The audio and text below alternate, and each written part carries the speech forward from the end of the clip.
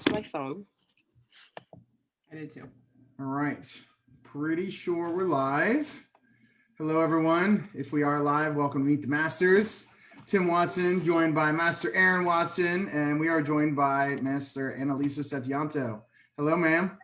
Hi, how are you guys? Great. Thanks for joining us.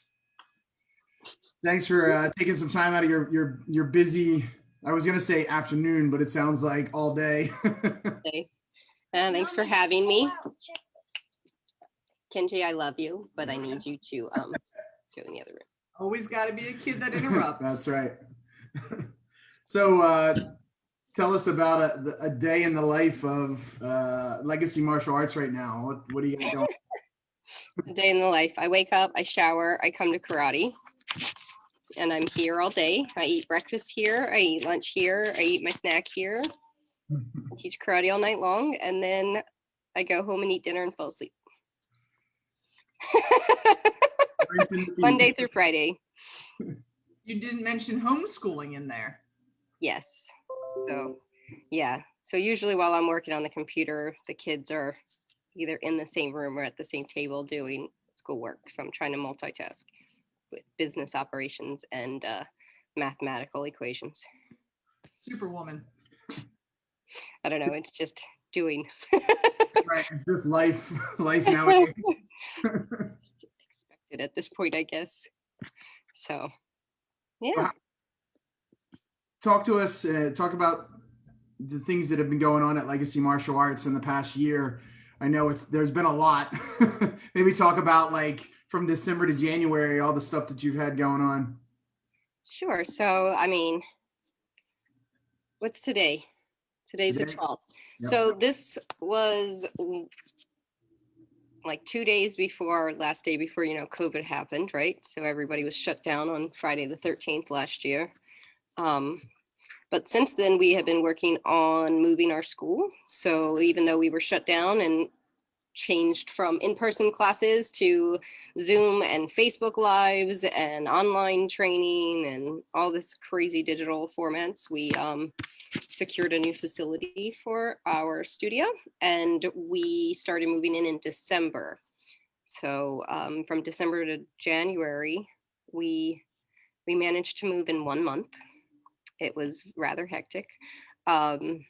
We were up and running on January 4th at the new facility.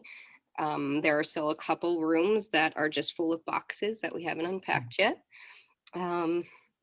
So we've been going live with karate classes and parents' night outs, and I've been signing up for summer camp, trying to hire summer camp coaches and administrative assistants because I need a personal assistant, and homeschooling my kids, like for real homeschooling, because our school district's really awful. So it's not just, they're stuck at home on the computer logging into Zoom.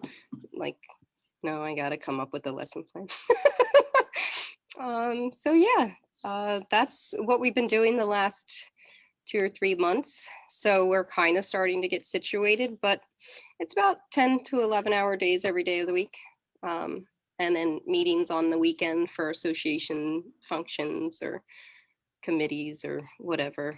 But I took yesterday off. I demanded it. I didn't give my husband a choice. I said, we're not working tomorrow. Gotta have a mental health day. That's right. Yes. And if he tried to ask me a question about work, I shut him down. We're not thinking about that right now. Those of you that haven't made it up to the new facility, it is gorgeous. You should definitely get up there to see it. It's a sight to be seen. They've done an amazing job. You're all welcome. And on top of that, it was definitely a group effort with all the people that helped pitch in. Unfortunately, our December was pretty busy, so we didn't get a chance to help out. But there was lots of help that you received from. We had a lot of volunteers helping us, which we were so grateful for. We had tons of people come on moving day and just help load up the box truck. And then we had people unloading the box truck.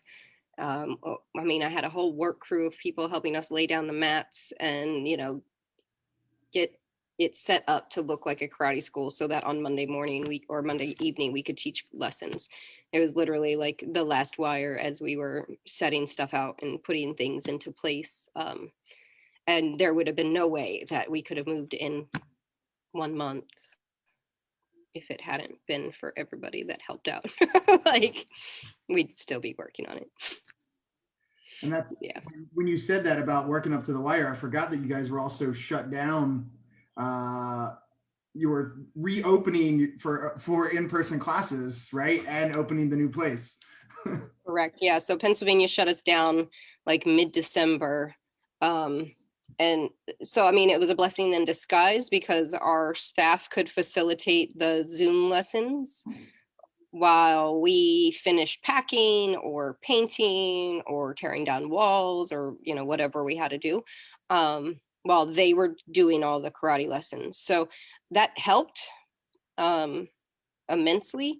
And then, I mean, we did close officially for, the holidays. So it was kind of nice that Christmas and New Year's was kind of in that same window. So we didn't have, like, we could have all hands on deck. We didn't have to worry about running karate classes in one facility while still moving and setting up the new facility that 1 week. But yeah, it was nuts. Real quick, we have a lot of people saying hello. Zuberi says hello. We got Yoshi from Region 5, Brian down in Florida. We got Lindsay in Great Britain. Hello. Laura says hello from Santi and Miguel. Hi. Gus Rogers from Wales. Nikki from Robinson's, Anthony Bracco. And then well, I guess this kind of goes with it. Yoshi asked, what was the impetus to move Legacy Martial Arts? Was it something you had planned pre-COVID? So our lease was up in summer of last year. And so we had started asking, like, hey, what do you guys want to do as far as our lease? Because I know it's coming up. And they were like, oh, we'll just go month to month. They didn't even ask us what we wanted to do. They were just like, oh, we're going month to month. They assumed that we weren't in a good position or whatever. But we were inclined to expand because we wanted to offer full summer camp. So, 10 weeks of summer camp for those that needed it as like a alternative to daycare. And then we also wanted to start an after school program. And we needed more space to do that. Our current karate school was set up as for a karate school. It had locker rooms and a karate floor. There were no classrooms, no activity rooms, nothing like that. So we wanted to expand, and we actually looked at this place in March. So the week after we were quarantined, we met with the landlords here and did a walkthrough and looked at it and really loved it. But they were a little bit high on what we wanted to pay. And so we kind of stopped, and we didn't find really any options between March and July. And stuff started to open up again. And we were like, well, maybe they'll be willing to lower the price because all this crazy stuff is happening. And maybe they're realizing that, they're not going to be able to rent it because life's nuts. So we had them reach out again and we started negotiating. So, by September, we had a decent offer. And then we were just going back and forth between like the wording in the contract, had a lawyer look at it for us. So we didn't think that we were going to be raked over the coals for some weird, legal jargon that we didn't understand. And so, I mean, everything was really finalized September, October. And then we planned to move in December because I wanted to give our old landlords notice. But yeah, we pretty much just wanted to expand and make it bigger and better and be able to offer more things to our customers and our community. Well, it is bigger and better. And being a person that has done plenty of summer camps, it's so hard to flip over, one space, but, in an hour. So having that extra space, I'm sure, is definitely going to be helpful. Yeah, it's been awesome. I mean, even with just parents' night out, it's like before we'd have, 50 kids in one room, and all 50 kids were doing whatever that activity was. And all 50 kids would move on to the next activity. And it was one or two people trying to yell at 50 kids to listen and follow the next direction. And now, we can have 50, I think we ended up with a little bit over 50 kids in January for a parents' night out. And it never seemed like there were 50 people in here because they were spread to the wind. It was, oh, there's 10 over there, there's 12 over there. And I was like, this is kind of strange. Kind of weird. For once, the plan came together and it actually looked like it was. Right. So Yes. let's we talked about some present stuff. Let's talk about some going back in the Wayback Machine. Tell us how you got started in the martial arts. So I moved here with my family in 95-ish, and my parents didn't really love the area that they moved into. And I have three sisters, so all girls, no brothers. My dad didn't really like the area. He thought it seemed kind of dangerous, so he thought it would be important for us girls to learn how to defend ourselves.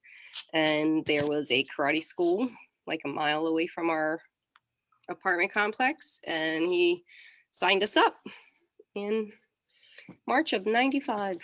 So how many years is that? Don't actually tell me, because all of these wrinkles just proves the amount of time that has passed that I'm not willing to accept. That was you were in Delaware, right? Just for those of you who don't know. Yes, I was in Delaware.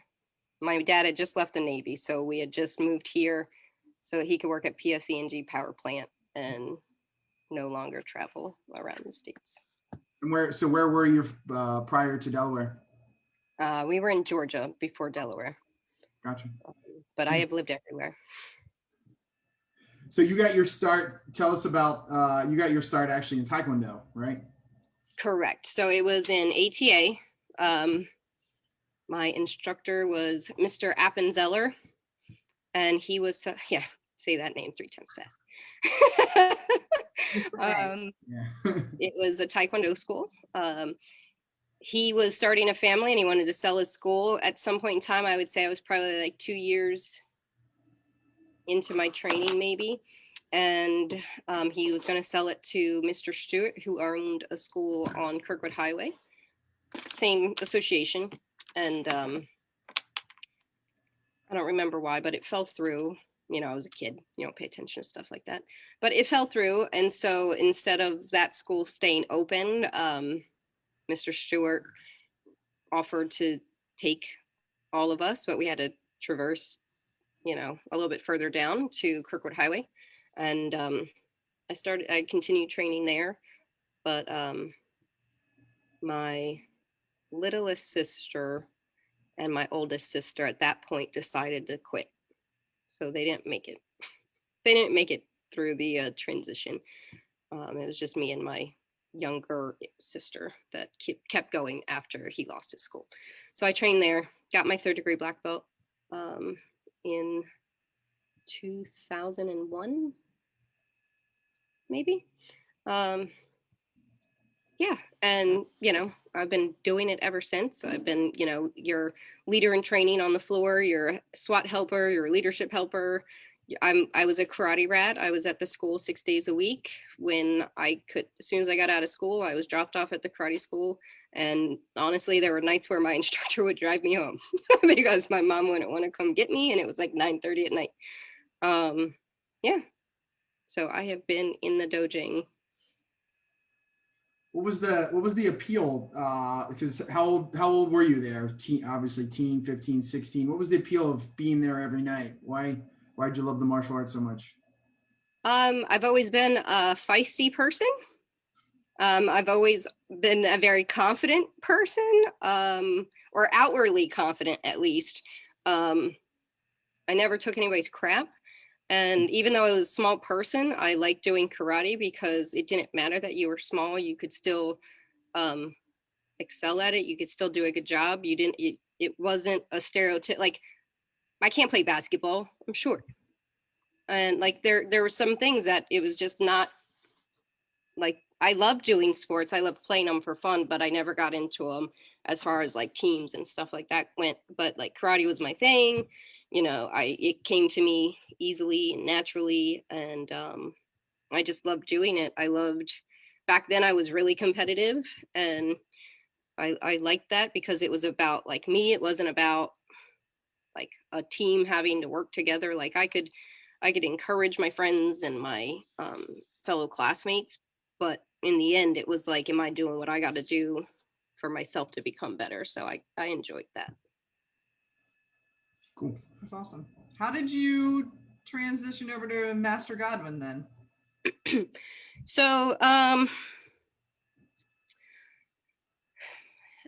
was basically, that was my job. I taught at the ATA school in Bear once that school was opened. Um, and I was the primary floor instructor there for a number of years. And when I graduated high school and started to go to college, I didn't really make enough money to be able to pay for my college, pay for my car. I paid all my bills. My parents didn't have enough money to pay for my schooling. They didn't I couldn't get on housing like at the campus. So I had my own apartment. And it got to a point where I was like, okay, I have to make a big girl decision. Like I can continue making $7.50 an hour teaching karate and doing the thing that I love, or I can get a real job in like corporate America, make $15 an hour and work half the amount of time and hopefully still be able to go to school and pay all my bills. So I slowly cut my hours back as I was going to school, and then it came to a point where I just had to. I couldn't survive anymore financially. And I told my instructor, I was like, unfortunately, I have to like give you my notice. Like, I need to find a job that can pay my rent and my car and my schooling. Um, and I know that there's no way that you can. And he took it really hard. And it was to the point where I didn't feel like I could continue training either. So just not only was I not the head instructor, like floor instructor, but I didn't feel like I could continue just taking classes either. And at that point, me and Jeff were together, and he was teaching in Tang Soo Do for Master Godwin. So, I mean, I taught Taekwondo at night. He taught Tang Soo Do at night, and that was our lives for a few years. And so I remember him being like, well, you still want to do karate and you still want to be involved in it. Why don't you come on Sundays? All of us kind of have just a sparring day. And, it was Muhammad and Dante and you and Pat and what was that? Phil, is that Phil his name? Myers and Yeah. So we would just spar each other for like 2 hours. And he kept like, hey, why don't you just like transfer in and start learning like our curriculum and stuff? I mean, you're sparring with the whole staff. You might as well just like go full in and like learn how to do this. And so I decided to, okay, so I went through the process of transferring into the World Tang Soo Do Association. I had to give Grandmaster Shin my 3rd degree certificate from ATA, and I requested to be transferred in as a 2nd Dan because your belt system's a little bit different. And I didn't want to transfer in as a 3rd Dan and then my first test be 4th Dan. Like that's a lot of pressure. So I was like, I'll transfer in a 2nd Dan. It'll give me time to learn the whole system and catch up. And then I can test for my 3rd degree. I can prove that I'm a legitimate 3rd degree. I didn't transfer in as a 3rd degree. It wasn't just handed to me. So I transferred in I requested to be transferred in as a 2nd Dan and spent, those, 3 years between belts that you have to do to get to 3rd Dan. And then I tested for my 3rd Dan.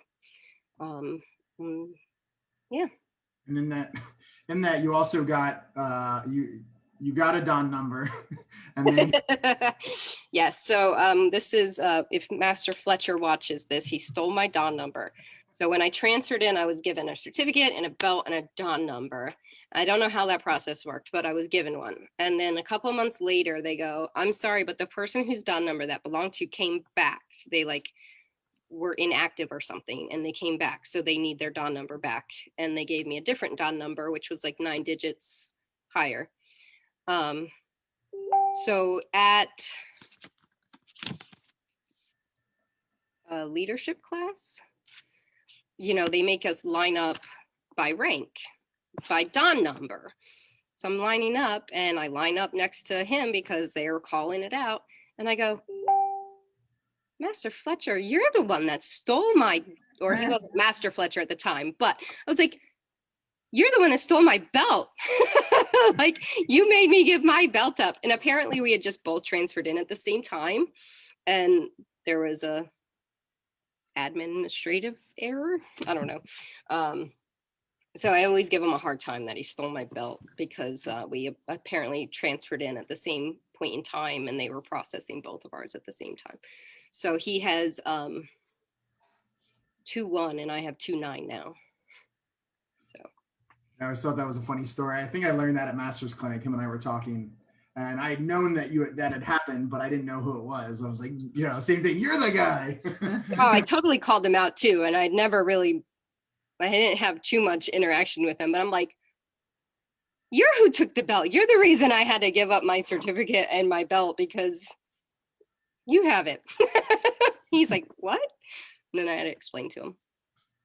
You're talking about being competitive. I know in the ATA, they do it. We do some weapons, but they do other weapons, specifically nunchucks, that I know you're really good with. Did you compete much in that? And I know you also competed in World Tang Soo Do. Talk to us a bit about competing. Sure. So when I was coming up, I did like to compete. I did a lot of tournaments. So when I was, I think, a 2nd degree black belt, I held up testing for my 3rd degree because I wanted to compete, and like testing would have like interrupted the competition season. And in ATA, you get points for forms divisions and sparring divisions. And then throughout the year, as long as you went to qualified tournaments, they would add them up. And then at the World Championship, anybody that ranked in the top 10 would then compete for forms. Anybody in the top 10 in sparring would compete for sparring. At that point, they didn't have weapons set up yet in the association. We did weapons at the school level, but not as competition. So I missed 44 days of my freshman year of high school so that I could go to tournaments. Luckily, they passed me. They didn't want to allow me to pass freshman year of high school because of how many days I had missed. I guess, there's laws against that. But I was like, I have A's and B's, and no, you're not gonna hold me back. Wow. And And they didn't. really cool parents. Jeez. Yes. So luckily my dad was willing to let me, have off on Friday to go to a tournament or have off on Monday to stay at a tournament. And yeah, we would travel and go to different tournaments. And it was great if you had a full ring. It really stunk if you went to a tournament where it was like in the middle of nowhere and you didn't have a full ring, and then those points are only half of the points that you needed. But it was a fun time. I only did it that competitively for the 1 year. Because it was a lot of work, and high school is a lot of work too. So yeah, but as far as competing, I don't know. When I was a kid, I was feisty. I've calmed down a lot. Aaron's like, I'd hate to see what you used to be like. I was insufferable. So Tang Soo Do is a little less stressful as far as competing. You competed some, right? I remember being on creativity teams with you, and I did compete a little bit, and it was mostly because my husband made me. Because by that point, I no longer had the urge to like prove myself or like show off. And so I was like, no, I'd rather just judge. Like, I like to judge. I like to help make the tournament better for people that were like me when I was a kid and they want a good experience. So I'd rather just judge. And he was like, well, you can still compete. You got to be there anyways. So he'd make me compete. So when I was, just first transferring, we did some competition. And yeah, it's a little less stressful because it's like, well, it doesn't really matter how I do at this tournament because honestly, the results only affect this tournament. It's not like it's like being carried over and your name's being broadcast to the whole organization. It's like, oh, she has 6 points in form so far this year. Or, oh, she has 10 points in sparring. And it's like, it's kind of like, if it works well, it works well. If it doesn't, it doesn't. And that was kind of my attitude anyways at that point in my life. Like, if they didn't like my form, they didn't like my form. At least I know I trained and tried my best and whatever. And then sparring, honestly, sparring to me was just like, I don't know, when I get aggravated, I spar better. And it's not because I spar like aggressively, but it's like, oh, like this person was being mean in the ring, or I don't know what this judge was looking at, or I really got to go pee and I just want to be done. um, and so like sparring, it was just like not stressful to me because I was just like, I'm going to spar like a spar in the classroom, and whatever happens, happens. And I didn't think about it as like a point system, if you will. Yeah, I remember this one time I had to go to the bathroom so bad. I think it was my first tournament in World Tang Soo Do, and Master Roman was my head judge. And he was gonna let me go to the bathroom, but I felt bad holding up the ring. So I was like, no, it's okay. I'll just go when everything's done. And but I had to go so bad. My first match was 3-0. My second match was 3-0. And then I won 3-0. And I was like, can we just bow out? Because I'm literally gonna pee myself right now. Please let me just go to the bathroom. Tang Soo. And these girls were like, who the heck is this chick? Like, I've never seen her in my life. She just beat us all because she had to pee. But it was like, I don't know, like my brain focuses. It's like, I need to pee. How can I get there the quickest? And this explains why you get kidney stones. So was that a HIPAA violation? I'm not sure. Anyway. Yes, don't hold the bathroom, right? Right. Good for you. So doing all the tournaments, I guess maybe before the tournaments, I learned through you guys doing Comic-Cons and stuff like that you had a knack for creating costumes. Yes, so I love to. Which one came first? Creativity or Comic-Cons, do you mean? I guess Comic-Con would have been first, right? Comic-Cons would have come first. Yeah, I didn't really have much involvement with the creativity in the beginning. Or like if I did, it was just for Jeff's costume part of it. But he always liked going to Comic-Cons, and he was big into anime and comic books and different things like that. And he knew I can sew. Like I like to be arts and craftsy. I like to sew. I like to I'm a tinker. I like to figure out how to do stuff. So like I'm a jack of all trades and master of none. Master of one. Good one. So yeah, I would sew, I would put stuff together. I made him a Usagi Yojimbo costume, I think was one of my first costumes that I put together for him. Which and is amazing. He had like bunny ears and the samurai jacket and the pants, and I'll be honest, like the amount, like the level that people do cosplay and like conventions costumes and stuff for has just completely risen like crazy high. So like I remember learning how to use puzzle mats, the floor mats, to make armor and things like that, with heat guns. I'm pretty sure I might have killed some brain cells, doctor. I did not use a mask to burn the plastic. So when I can, I do like to tinker. I like to make stuff or sew stuff. What did I make, Jeff? A cloud costume from Final Fantasy.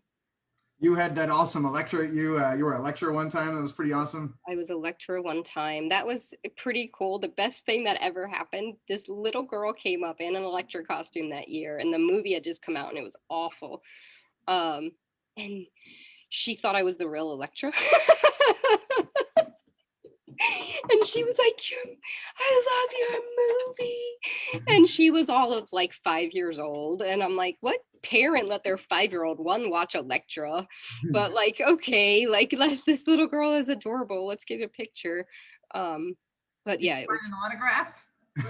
Yes, like it was weird. Jeff just called me old because of my comic book background, but yeah. Oh yeah, he has a lot of room to talk. I like the cameo appearance off camera by Master Jeff Setyanto. Yes. My husband is walking around Well, Master laughing at me Master Guider's on his way here, so I'm trying to get it to nice. Oh, to drop off paperwork. Yeah. See? With business. yeah, that's right. It's almost done testing.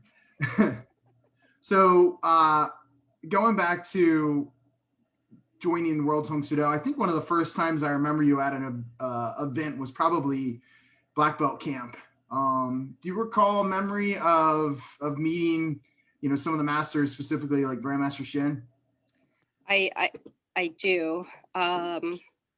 So my first my first Black Belt clinic was an adult clinic.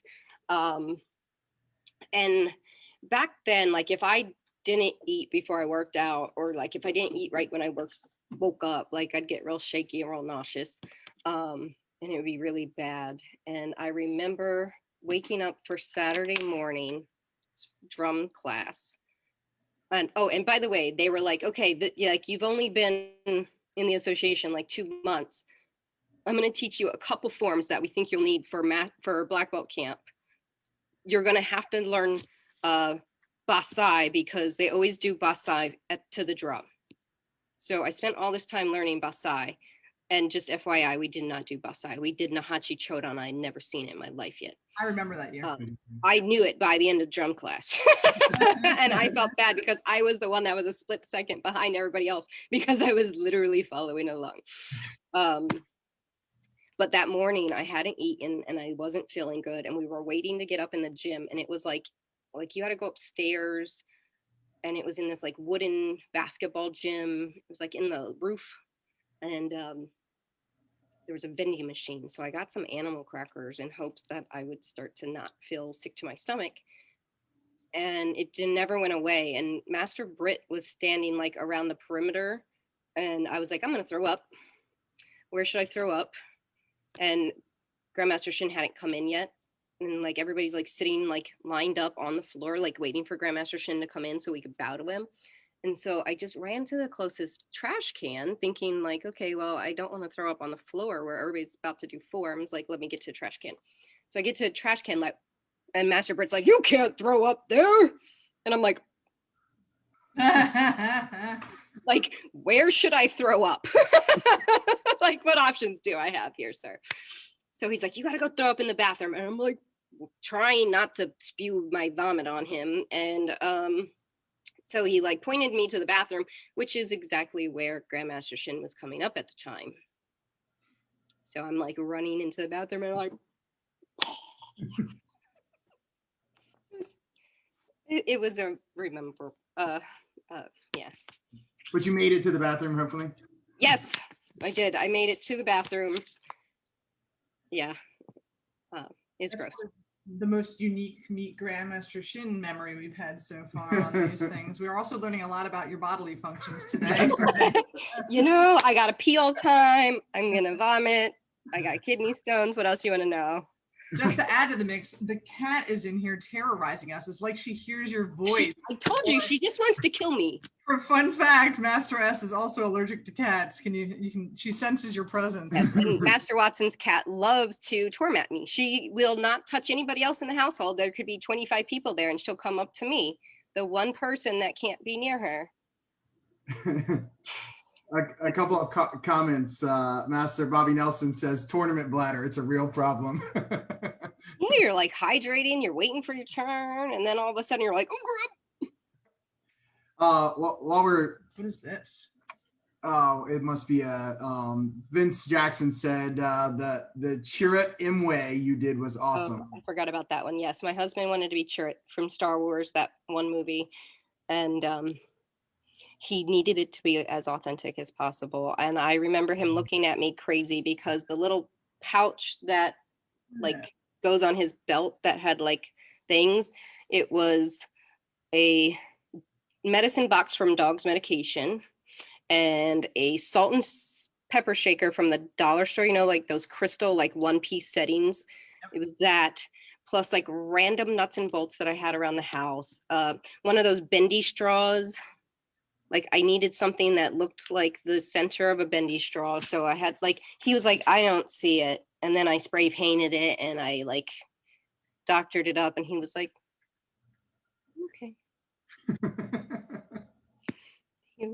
He thought I was just collecting junk. If anyone has any questions for Master Setyanto, please let us know. Bob Antonio says, a couple of years ago after one of her classes, I crawled through the parking lot to my car and mentally thought to myself that I had just met the angel of pain. Not to be confused with Angel Salona. So Bob Antonio is one of our dear students. And yes, there have been many nights where he's like, I can't come in today. You guys killed me last night. Sorry, Bob. We all have those moments. Yes. Actually, Monday night, we did a Wonder Woman workout. I was shocked to see people on Tuesday. That's awesome. So I've had you come to probably every place that I've taught. Maybe evolution will be the next one for nunchuck skills. So I'm okay with nunchucks, but then you come in with 2 nunchucks at once, and yeah, you're really good at them. So talk to us about learning the nunchucks and getting really good at them. So nunchucks was one of the things that we could learn once ATA started doing like weapons. And so nunchucks and double sticks were what we were allowed to learn before we were black belts or higher black belts. And so I liked them, and somehow like it made sense to me how a nunchuck worked, which I mean, obviously not everybody feels the same way.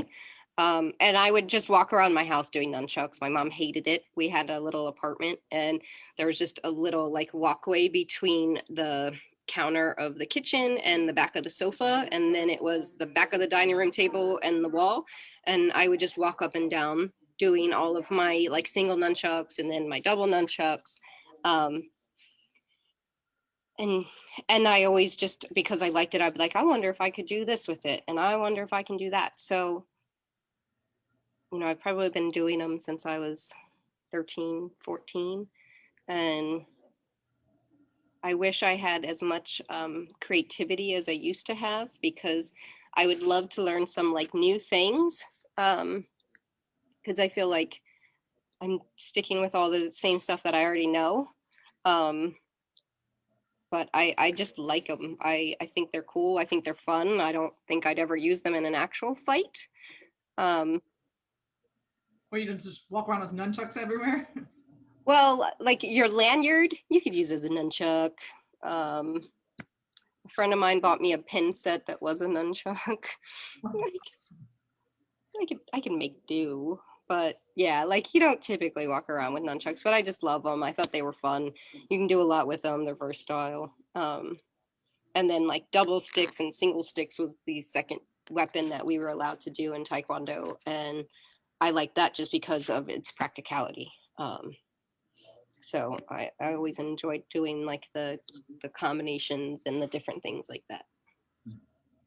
I remember we did a glow chuck seminar one time at Kaizen, and I think we had close to 40 people on the floor, and then we turned the lights out. It was so cool to see all of the glow chucks, as long as they didn't fly off and hit someone. That happened a couple of times. Yeah, I still struggle with finding a decent way to do glow chucks without spending a fortune, because some of the decent glow chuck items are expensive. And so we always just used to tie 2 glow sticks together because it was the same thing. You can't tell what it is in the dark. Recently during COVID, I walked into a dollar store and the dollar store had foam glow stick chucks. And if you don't know, you can go on dollartree.com and order anything that you want that's in the store so that you can have the quantity. So I have 72 pairs of glow chucks right now in the closet waiting to be used. And I'm hoping that they'll come to use soon. It's a sign. Maybe we should have you for a chuck seminar. Yeah, I was like, yep, ordering 72. Okay. tell me, when did you guys open up Legacy Martial Arts? What year was that? Talk to us about that and like how that came about. So we had started talks with Master May Broda about possibly purchasing his school from him way back in the day. And that didn't quite work out. And we had talked about opening up a school just on our own from scratch somewhere. And we were kind of struggling with where we would do that. Like, would we uproot? Would we leave the little bit of family that we do have here to go do that? This area is really saturated. So, like, you know how difficult it is to find an area that isn't already claimed in the Northeast. And so we had started talking to Master Godwin, like, hey, Jeff's running Newark. Can we purchase Newark from you? And he thought about it and he was like, no, but you can purchase Kennett. And we never really had much interaction with the Kennett location under Master Godwin. And so I was like, well, let me do some research because, when we were looking at Master May Broda's school and when we were talking about Newark, I did like some work, like what is the demographics of that area? What income is that area? Like, what are we working with as far as the community? Are we going to be able to sustain this as a career path for both of us? Because I had worked at my job for over 15 years in the credit card and like banking section, and I just didn't want to do it anymore. I did it because I needed the money when I started it, and I just kind of got stuck there. And so we were trying to find a way for us to open up a school that we could both just run and facilitate it and not have to have a day job, if you will. So we did the research on Kennett's area and its population and all that jazz. I asked for some information on how the business was doing, like what is it running, what numbers are we looking at? I've always been a numbers person, so it kind of makes sense to me. So just give me the information and I'll kind of determine whether or not it's going to work. And so we ended up, drawing up a business plan, putting together an offer, and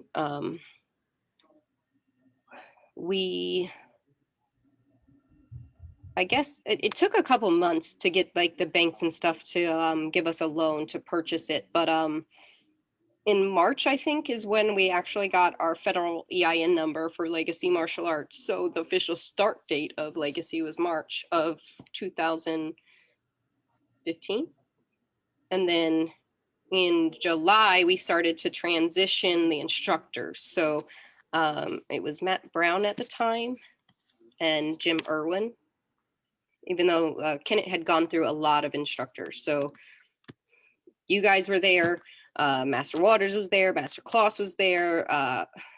Master Myers, Master Mabrook, Matt Brown, Max Vernoy. I mean, it had a lot of turnover. And so in August 1st, it was officially just hours. July, we worked on just a couple nights a week. We would go and teach, get information, start gathering the data that we needed as far as the business end went. And then August 1, it was like fully, okay, we're Legacy Martial Arts now.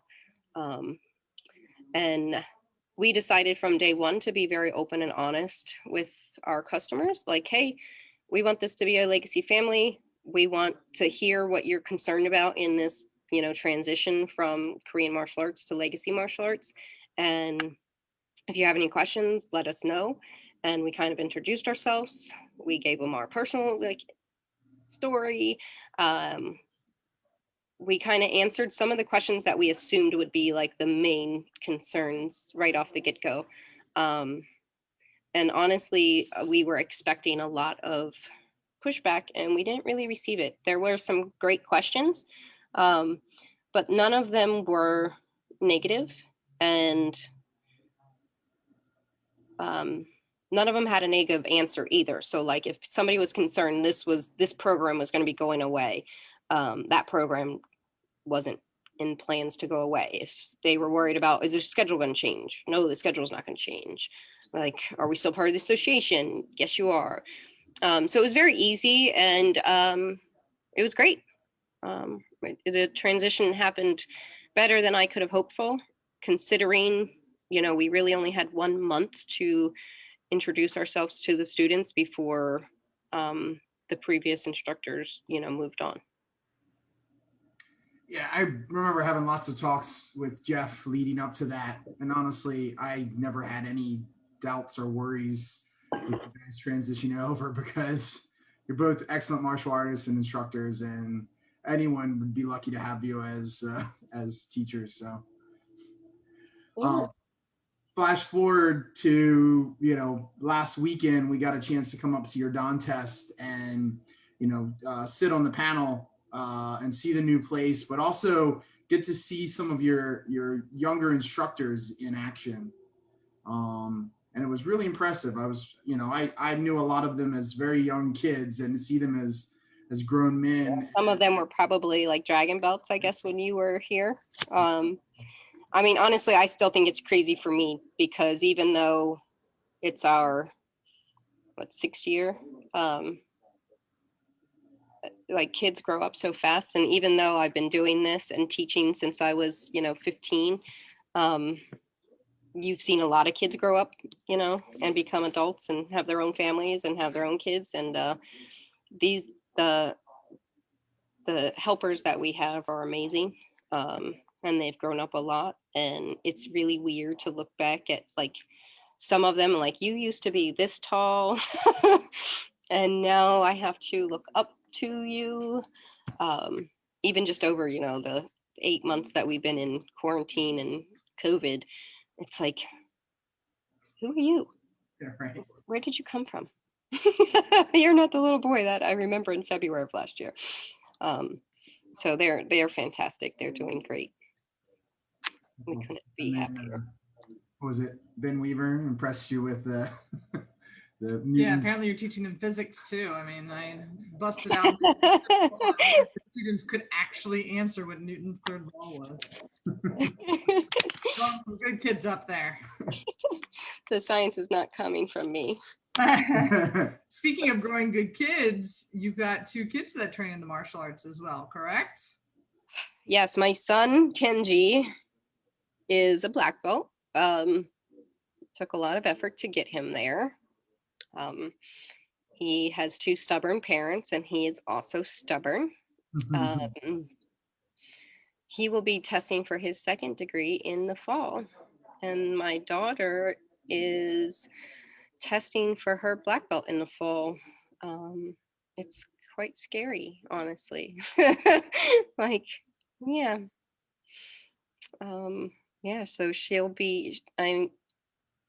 we've kind of taken the slow road with them, because they grow up in the karate school. They're here all day long with us.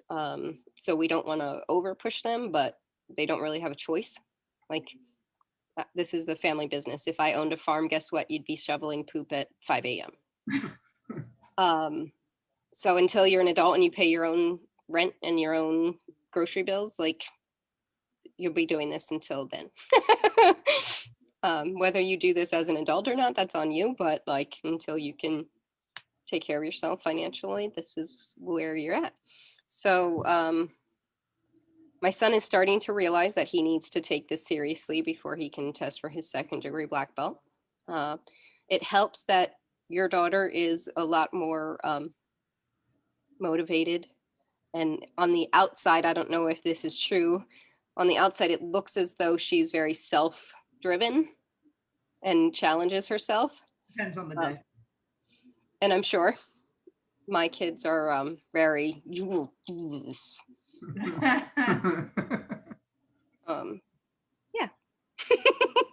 Well, he sat there. I don't know how much he paid attention, but he sat through that Don test, which was really hard. Yeah. So you got to be prepared for your pre-test that you guys do, because Yes. So luckily he did take that once. He thought he was going to die the whole time, but he was in trouble that day, and he was not allowed to be on electronics. And I was like, you can sit there and you can watch John play with his device, but you're going to sit there in the lobby. You're not going to play in the back room, and you're going to watch the test. And he watched all 4 hours of it. Speaking of Don testing, what on top of all the other stuff that you do, you also are the Region 8 coordinator for like Don testing paperwork. Talk to us about how that came about, how you were voluntold to do the job, and I'm Master Midas, if you're there. I'm calling you out. He asked me to come to his dojang one day in Lancaster, and he was like, hey, this is this process. He kind of showed me his process of Don testing for the region and what it entailed and what have you. And he was like, I'd like you to do it. Well, face to face, you can't really tell Master Midas, I don't know. I'm not sure. Like, you can't really be like, no, sir, that doesn't work. No, it wasn't. It's not hard work. It's not like it. You were being very humble. It. the process is simple. A couple times a year. It should be simple. If anybody knows me, I have a little bit of OCD when it comes to some things. And like, if something is done oddly, that doesn't make sense, it frustrates me greatly. I'm like, why would you do it this way? And there have been times where I've thrown Don packets across the floor, mad at them because of how they look. I'll be honest.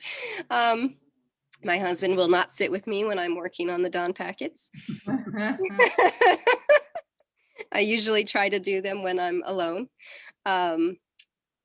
But it has come a long way, and we are continually making changes and improvements on it.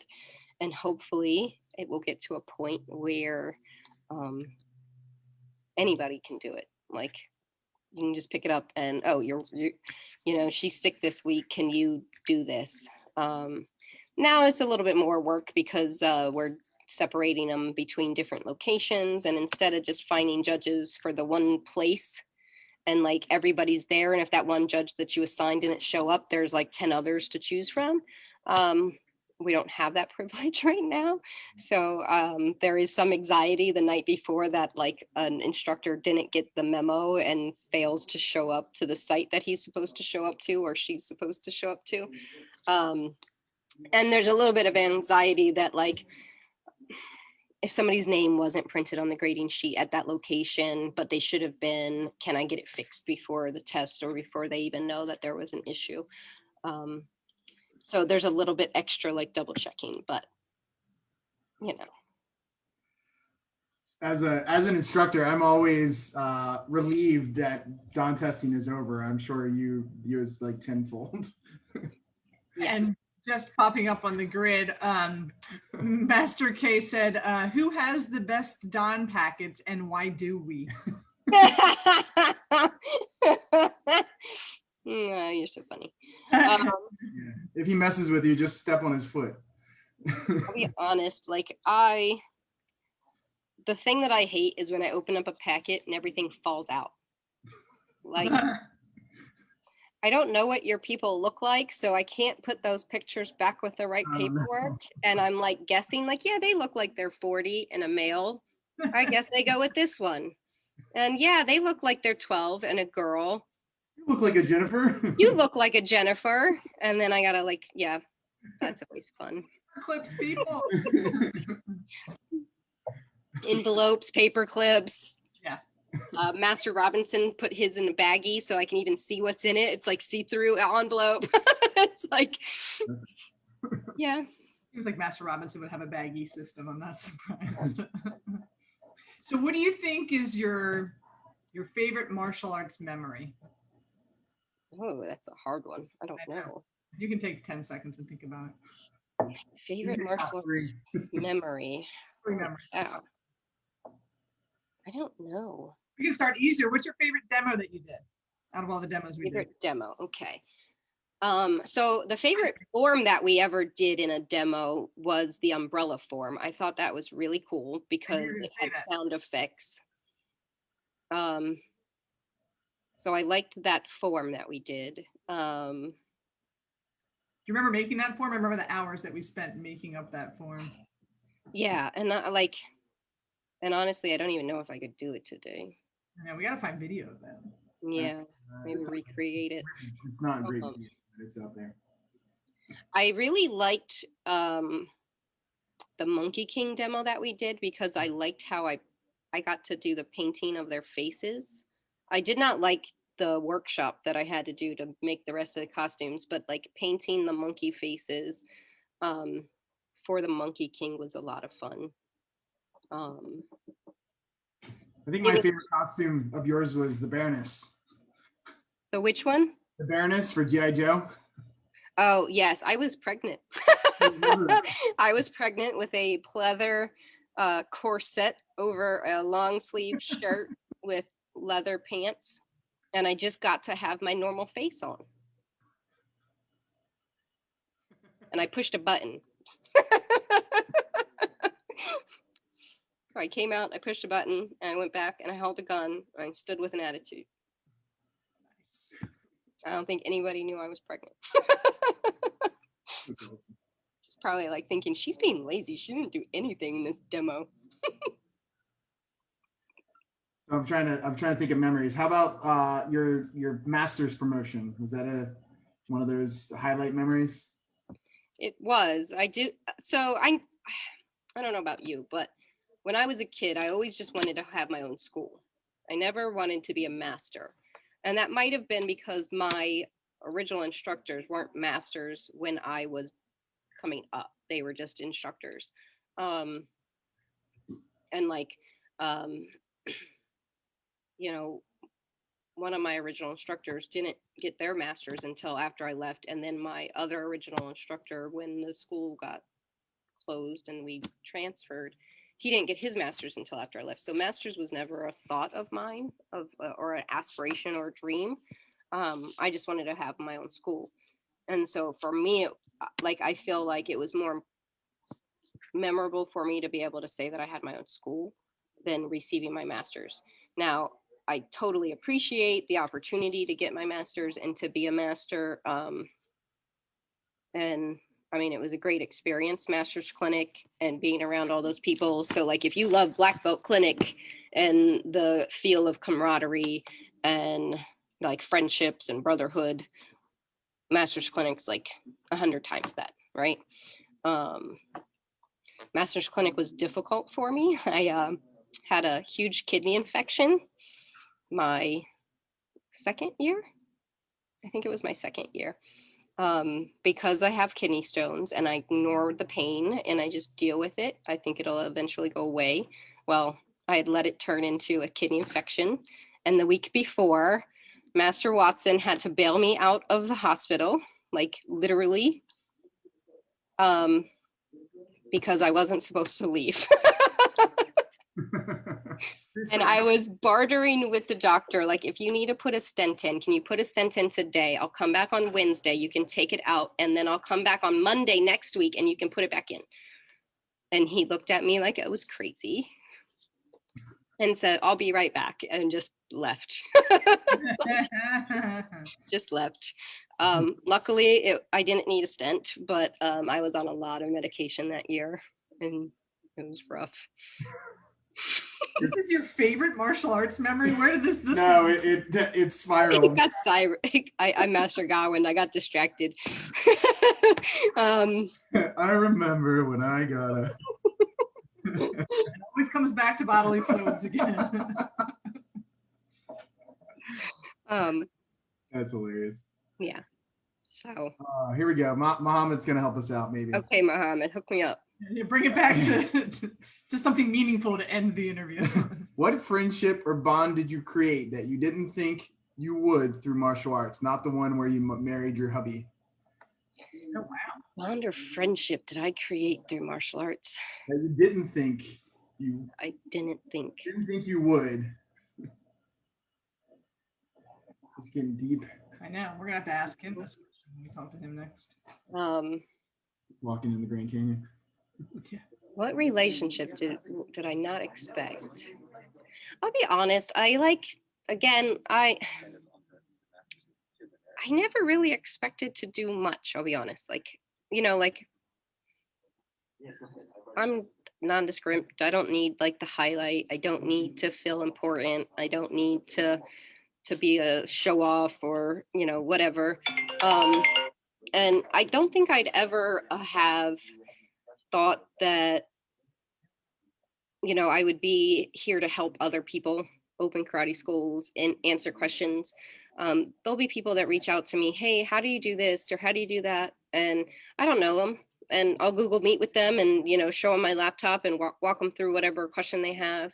I would never have thought that I would have gotten to travel to so many places to do karate, even though I traveled a lot when I did my tournaments, but that was like my decision. It wasn't an opportunity presented to me. So I'm surprised that with karate, I've been able to meet so many people from so many places. And I'll be honest, you guys are more of a family to me than my family. And I love you guys. So thanks, Mohammed, for making me cry. But yeah, I miss hugging everybody at events. I miss going to events. And you guys know more about my life and who I am and why we do the crazy things we do, why we put ourselves through the crazy physical demands that we do. And that's probably the most surprising thing to me. Wow, what a great sentiment. And I can speak for all of us when we say we love you too. And you and your husband are such an amazing resource for the entire association. Like you said, I know that anybody could reach out to you and you guys would stop whatever you're doing to help them out. And I have to imagine everybody in this association is so grateful for you and your expertise. And you're just amazing hearts and amazing people. So. Yeah, absolutely. Just in life in general, you guys are some of our favorite people to train with, to hang out with. So we agree. So we're at our hour mark. Awesome. That seems like a pretty good place to end. I mean, unless you want more bodily fluid stories. We've had them all. Is there anything else you wanted to add before we leave? Or no, I hope to see some of you guys on the screen at Master's Clinic. And hopefully soon we'll see you guys in person. And we'll get to train together and sweat together. Cool. Well, thank you everyone for joining us on this. It's a nice Friday here. Have a great weekend, and we will see you back. I will be with Master Godwin next week. So I get to do an interview with Master Godwin. For number 50, right? For number 50, that's right. Wow. Cool. All right. Well, thank you again, ma'am. Tang Soo. Bye, everyone. Thank you. Yeah.